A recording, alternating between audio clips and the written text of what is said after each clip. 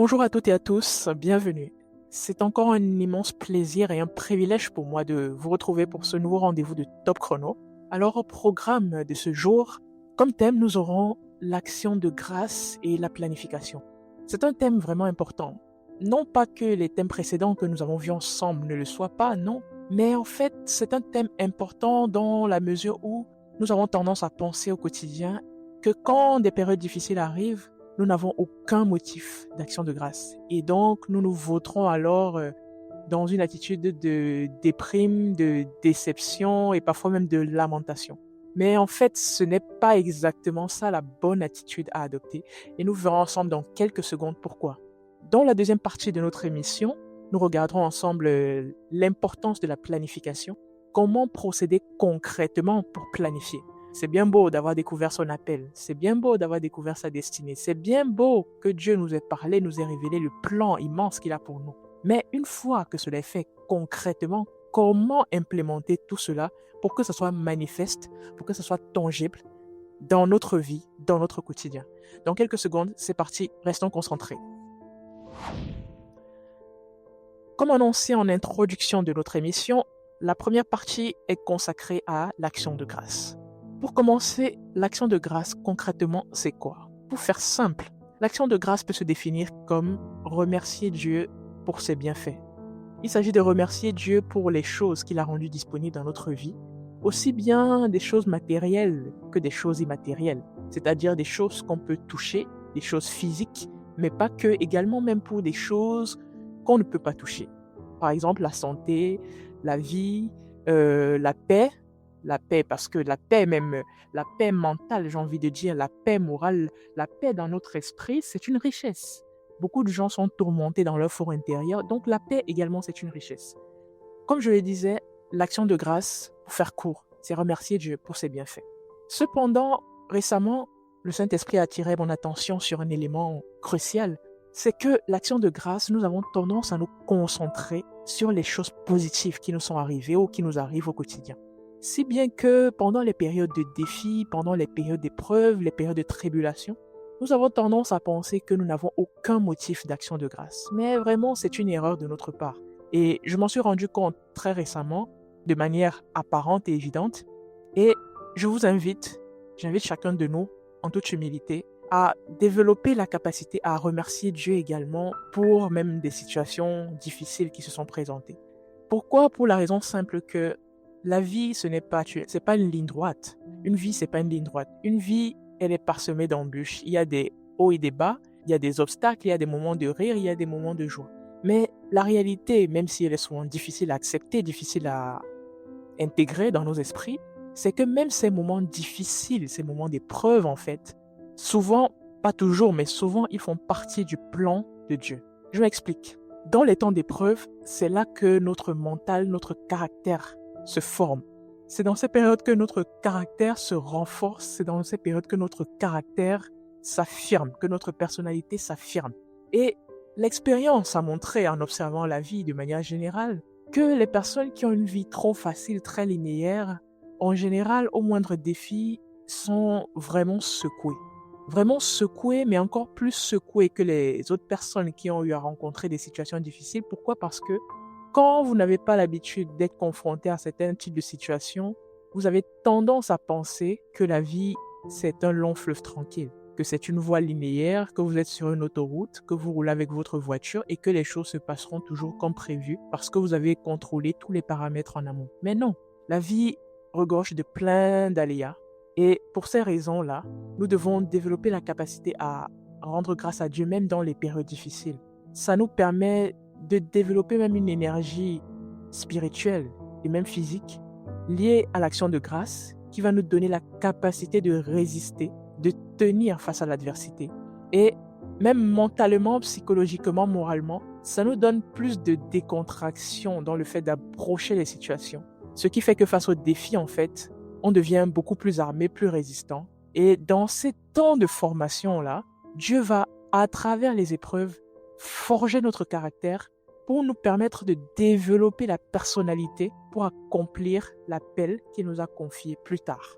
Donc, en ce qui concerne la définition de l'action de grâce, c'était ce que nous pouvions dire. Et il est important également de comprendre que l'action de grâce peut se faire de différentes manières.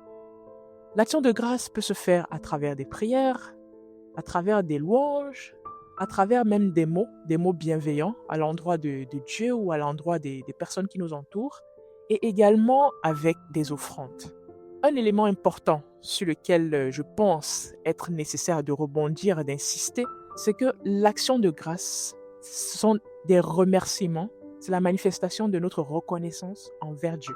Mais c'est une reconnaissance que nous exprimons à Dieu, mais nous pouvons l'exprimer à Dieu pour des éléments dont nous disposons ou pour des personnes, des choses dont nous disposons. Je m'explique. Admettons que Dieu fasse rentrer dans notre vie des personnes de qualité. Admettons que Dieu nous permette d'acquérir, je prends l'exemple, un terrain. Là, nous allons diriger nos actions de grâce vers Dieu pour le terrain que nous avons reçu, pour les connexions qu'il a faites entrer dans notre vie. Les motifs pour rendre grâce, vous l'aurez compris, sont donc assez divers. Ils sont vraiment beaucoup plus nombreux que nous pourrions l'imaginer en fait. Parce que nous avons tendance à penser que une fois que nous avons remercié Dieu pour le souffle de vie, d'être en vie, d'être en santé par exemple, ça s'arrête là, il n'y a plus rien d'autre à dire. Ou alors si nous avons conclu une bonne affaire qui nous a rapporté de l'argent, on va le remercier pour ça et puis ça s'arrête là. Mais non, c'est beaucoup plus large que ça.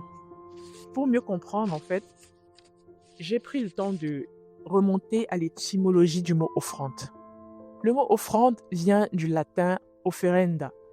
Offerenda qui signifie chose à offrir. Offerenda même vient du verbe offere en latin qui signifie offrir ou présenter. L'offrande peut donc se définir comme quelque chose que l'on porte ou présente devant quelqu'un, souvent dans un contexte sacré ou religieux. J'ai voulu rebondir sur cet élément. Pourquoi? Parce que en général, quand nous parlons d'offrande, les gens ont tendance à penser que l'offrande se résume au caractère financier, se résume à tout ce qui est numéraire. Les gens ont tendance à penser que quand ils n'ont pas d'argent dans leur poche, ils ne peuvent pas faire d'offrande. Mais non. À travers cette définition, nous comprenons que l'offrande peut également être nos ressources en termes de temps. Ça peut être nos ressources matérielles. Ça peut même être notre disponibilité que nous mettons finalement à disposition de quelqu'un ou d'une institution. Je prends un exemple. Vous pouvez être un jeune, vous n'avez peut-être pas de revenus, vous êtes reconnaissant à Dieu pour ses bienfaits. Vous pouvez manifester votre reconnaissance à Dieu, par exemple, en décidant d'aider des jeunes du quartier qui ont certains besoins, peut-être des jeunes orphelins qui n'ont pas de quoi manger, peut-être aller aider à réviser quelques élèves du quartier qui ont des difficultés à l'école, mais qui n'ont pas les moyens de se payer des professeurs particuliers. Vous voyez, les moyens d'offrande sont vraiment variés. Ça peut même être de mettre son temps à disposition pour les autres. Aller peut-être dans une association bénévolement, participer à diverses activités. Ça peut également être même le fait de mettre son temps à disposition d'un serviteur de Dieu parce que peut-être Dieu vous l'a mis à cœur pour l'aider dans son travail. Vous pouvez observer au quotidien que autour de vous, il y a un serviteur de Dieu très dévoué, très engagé, mais peut-être qu'il est débordé dans certains domaines d'activité. Et vous vous dites, tiens, peut-être que cette activité-là, il pourrait la déléguer à quelqu'un, peut-être que je pourrais l'aider à faire telle activité. Comme ça lui laissera un peu plus de temps pour se consacrer à ses missions pastorales, ses fonctions pastorales. Donc, j'insiste sur cet élément parce que l'offrande, finalement, c'est quelque chose de très large. Et j'aimerais vraiment que nous sortions de la logique financière, de penser que tout se ramène à l'argent et que quand on n'a pas d'argent, on ne peut rien faire. Non, il y a un adage, comme vous le savez, qui dit la plus belle personne, la plus belle femme, la plus belle personne ne peut donner que ce qu'elle a. Quand vous n'avez pas d'argent, vous avez toujours autre chose que vous pouvez donner. Ça peut être votre temps, ça peut être votre sagesse, ça peut être vos connaissances. Peut-être que vous avez accumulé au fil du temps des connaissances dans un domaine qui peuvent aider d'autres personnes. Ça aussi, c'est une forme d'offrande. C'est une façon de dire à Dieu, Père, merci pour le don que tu m'as fait, merci pour ce que tu as fait dans ma vie. Je décide, je souhaite, pour te marquer cette reconnaissance, mettre mon temps et mon énergie à disposition pour aider d'autres. La deuxième partie de notre émission, donc, qui sera assez brève, est consacrée à la planification. Pourquoi la planification? Pour comprendre pourquoi la planification est importante, je vous invite à lire chez vous Habakkuk, chapitre 2, verset 2. Donc, je vais lire dans la version Martin, en français. « Et l'Éternel m'a répondu et m'a dit, écris la vision et l'exprime lisiblement sur des tablettes afin qu'on la lise couramment. Une deuxième version dans la Bible en français courant dit « Le Seigneur me répondit ainsi. Écris ce que je te révèle, grave-le sur des tablettes de telle sorte qu'on puisse le lire clairement. » En fait, chers auditeurs, la planification est quelque chose de fondamental. Peu importe les idées les plus grandioses que vous pouvez avoir, la destinée la plus glorieuse, la plus immense que Dieu peut vous avoir révélée, tant que vous n'implémentez pas avec l'aide du Saint-Esprit une stratégie concrète, ça sera difficile que tout cela voie le jour. Vous voyez qu'ici, Dieu s'adresse au prophète Habakkuk et il lui demande d'écrire la vision qu'il lui a révélée afin qu'on la lise couramment. À cet effet, j'ai mis à votre disposition un document à titre indicatif. C'est pour vous guider, pour ceux qui souhaiteront. Ce n'est pas une feuille de route obligatoire, mais c'était juste pour vous mettre à disposition une ébauche d'un document pour que vous puissiez avoir une idée de comment structurer vos objectifs par catégorie. L'idée, en fait, c'est d'avoir dans les grandes lignes quels sont vos objectifs de l'année et de les répartir, en fait, en vous disant, par exemple, durant le premier trimestre 2025 ou de je ne sais pas quelle année, je me fixe comme objectif d'atteindre tel point.